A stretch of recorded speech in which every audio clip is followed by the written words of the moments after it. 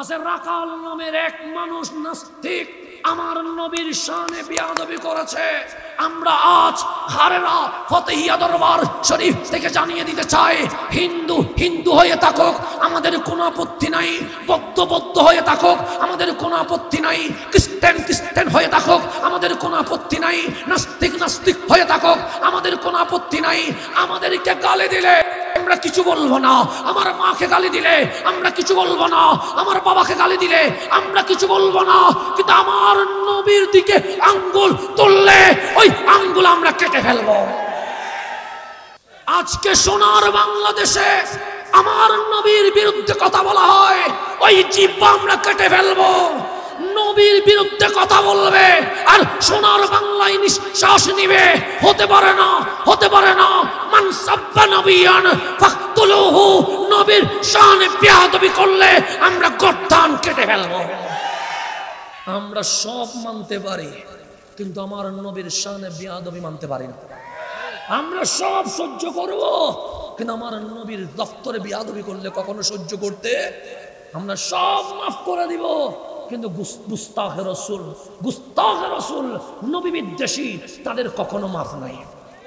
সেই জন্য ফারুক আজমের ফতোয়া হচ্ছে সকল ধর্ম তার ধর্ম পালন করুক, আমাদের কোনো আপত্তি, কিন্তু আমার নবীর শানে বেয়াদবি করলে আমার তরবারি তাকে দুই ভাগ করে ফেলবে।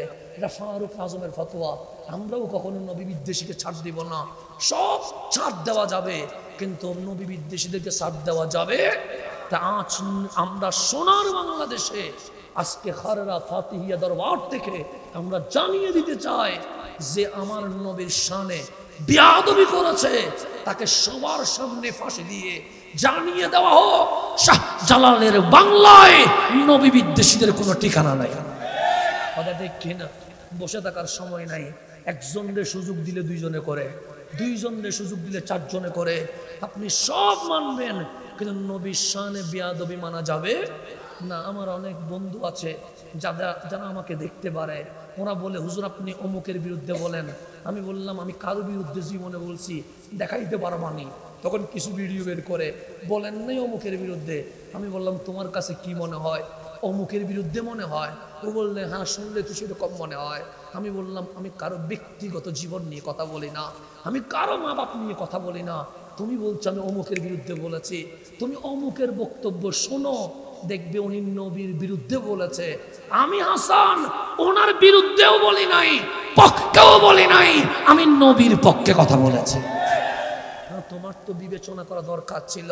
হাসান তো বক্তার বিরুদ্ধে বলে নাই, হাসান তো নবীর পক্ষে কথা বলেছে।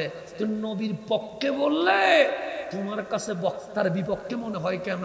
তাহলে আমরা বুঝে গেছি তোমাদের মাঝে ঈমানে সমস্যা আছে। না হলে তোমরা টেনে সুরে তোমাদের গায়ে নিচ্ছ কেন?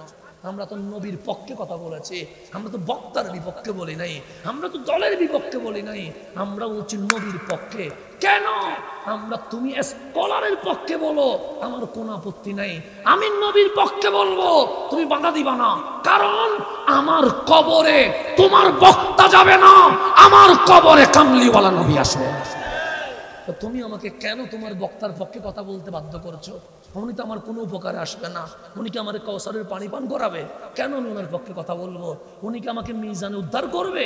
কেন আমি ওনার পক্ষে কথা বলবো? উনি কি আমাকে ফুলসিরাত পার করাবে? ওনার পক্ষে কেন কথা বলবো?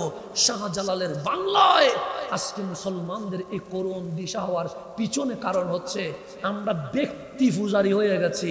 ব্যক্তি কেন্দ্রিক হইয়েন না, নবীওয়ালা হয়ে যাও। ওরে ভালোবাসেন যার বুকে নবী আছে, আর যদি নবী বুকে না থাকে শত উপরে উঠুক তারা আপনার মাথায় নেওয়ার দরকার নেই। এটা মনে রাখবেন। সেই জন্য নবীওয়ালা হন। আল্লাহ যেন আমাদেরকে নবীওয়ালা হওয়ার তৌফিক নসিব করেন। তাহলে আজকে সোনার বাংলাদেশে আমার নবীর বিরুদ্ধে কথা হচ্ছে কি হচ্ছে না? হচ্ছে। আমরা চাই রাষ্ট্রীয়ভাবে আইন হোক, সে মুসলিম বা নন মুসলিম, যদি আমার নবীর শানে বেয়াদবি করে, যদি আল্লাহর শানে বেয়াদবি করে, যদি কালামুল্লাহর শানে বেয়াদবি করে, অবশ্যই ফাঁসির আইন কার্যকর করতে হবে। এই এক দফা দাবি থাকবে আমাদের। এই দফা দাবি বাস্তবায়ন করতেই হবে। আমাদের অন্য কোনো দাবি নাই। আমরা বলি নাই আমাকে রাষ্ট্রপতি বানাইতে হবে, আমরা বলি নাই আমাদেরকে সচিব বানাইতে হবে, আমরা বলি নাই আমাদেরকে অমুক দায়িত্ব দিতে হবে। আমরা বলেছি সোনার বাংলায় নবী বিদ্বেষীদের ছাড় দেওয়া যাবে না।